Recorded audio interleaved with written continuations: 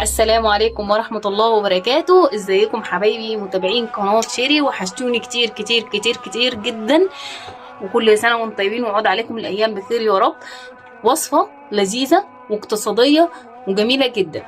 يلا بينا نخش في الفيديو بتاعنا على طول. لايك وشير وسبسكرايب وكومنت حلو جميل منكم، بدعوة حلوة من قلوبكم البيضة. يلا نبدأ. أنا معايا صدر فرخة اللي هو من ربع فرخة، خلاص، ومعايا فرعين بقدونس صغيرين، وهنا قرنين فلفل احمر واخضر. خلاص انا هفرمهم على بعضهم. بصوا بقى يا حبايبي، انا دي بعد ما فرمتها كوبايه بقسماط، مج بقسماط زي ما انتم شايفين كده، وبنفس المج اللي انا عملت بيه هحط بيه ميه. بصوا، او بنفس المج مكان البقسماط ميه. بصوا بقى يا حبايبي، انا حطيتها في طبق. متحطيش اكتر من الكوبايه، كوبايه تحطيها ميه وكوبايه بقسماط. خلاص خليك بقى. بصي احنا هنعمل ايه، هنبدأ ننزل بالفراخ بتاعتنا. بصوا بقى يا حبايبي، انا هحط معلقة فلفل اسمر صغيرة، بهارات فراخ طبعا. خلاص حطي بقى الملح بتاعك، معلقة كاري، ونبدأ نعجن. اكملها وارجع لك. وكده يا حبايبي الوصفة بتاعتي بعد ما اتعجنت، الوصفة بتاعتي دي ما الا فيها اهم حاجة تعجنيها كويس. وهعرف عجنتي ازاي ان هي بقت كويسة لما امسكها كده. شايفين مش فكه من بعضيها. خلاص هبدأ اكورها. عايزه تعمليها برجر صغير، عايزه تعمليها زي صوابع الكفته، عايزه تعمليها باي شكل اعمليها.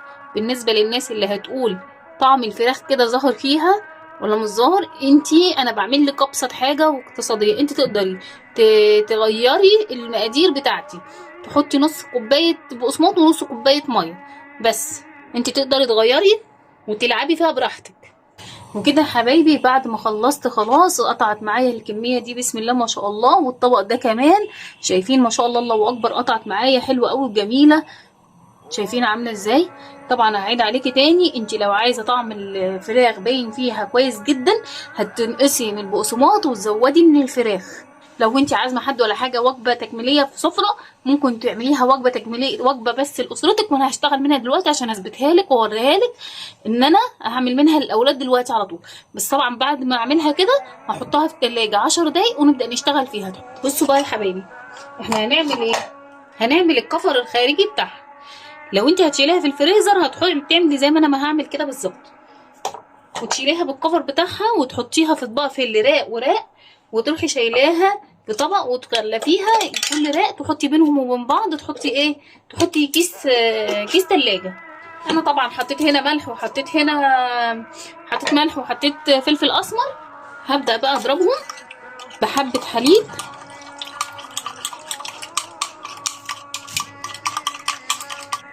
هعمل ايه كده، هبدأ انزل بالكفتة بتاعتي وبالمعلقة او بالشوكة، بمعنى اصح الاحسن الشوكة، عشان انا مش عايزة ايدك تتوسخ. خلاص، وانزل في البقسماط. خلاص، وابدأ اشتغل بايدي على الكفتة بتاعتي. طبعا انت حطيه قبل ما تحطيه في الكفر بتاعه، حطيه في الفريزر 10 دقايق. زي ما انا بقى بعمل كده، انت هتحافظي على البقسماط بتاعك. الحاجه دلوقتي بقت غاليه، واحنا ما ينفعش تهدري في الحاجه بتاعتك، لازم تكوني حريصه وانت شغاله في حاجتك. هكمل بقى بقيه الكميه بتاعتي وارجع لكم تاني. حطيت يعني صينيه كبيره، او حطي طاسه زي ما انت ما بتحبي تقلي. انا حطيت حاجه عشان تكون واسعه معايا تاخد كميه. خلاص، وحطيت فيها زيت وهنزل بيها بالزيت. تمام كده. طبعا كده حبايبي انا قلبتها علشان بس الكاميرا فصلت معايا. خلاص، بصوا بقى يا حبايبي اللون بتاعها بصراحة جميلة جدا. خلاص بقى نطلع على كده. خلاص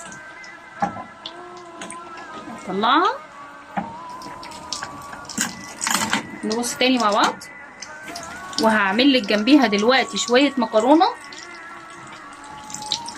بصوص جميل جدا. وكده دي تاني صينية معانا. خليكم معايا بقى. اطلع بقيه اللي في الطاسه ونكمل مع بعض. هنا حطيت حبه زيت خلاص، معلقه توم خلاص،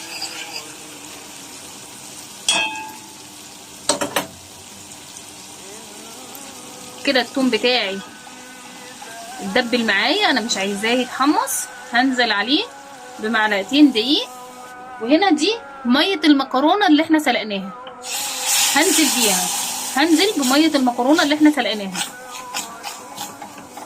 هنزل بحبه لبن. عندي ما عندكش لبن كملي بميه، او خلي الميه بتاع المكرونه اكتر شويه خلاص. كده هي معايا كويسه. طبعا بقى هنبدا نحط الملح بتاعنا، فلفل اسمر. هتقولي فلفل اسمر، اقول لك مع الابيض معلقه هريسه من اللي انا عاملاها معاكم خلاص. طبعا هسيب لك بقى اللينك بتاع الهريسه في صندوق الوصف عشان تدخلي وتشوفيها. هي كده بدأت تغلي معايا خلاص. هبدأ انزل بالمكرونه بتاعتي. انا طبعا سلقت مكرونه سباكيتي زي ما انتوا شايفين اهو،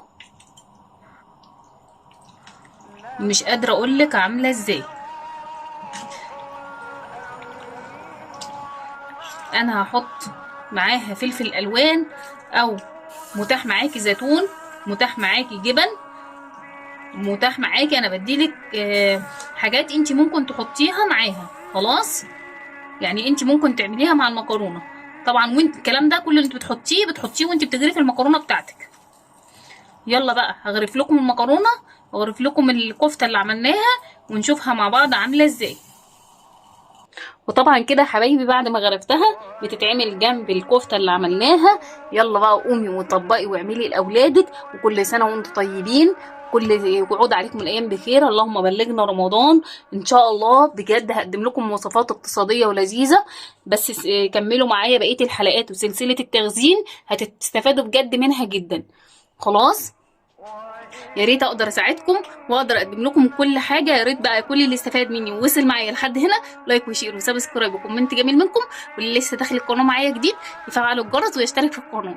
يلا اسيبكم في رعايه الله واشوفكم في وصفه جديده اقتصاديه.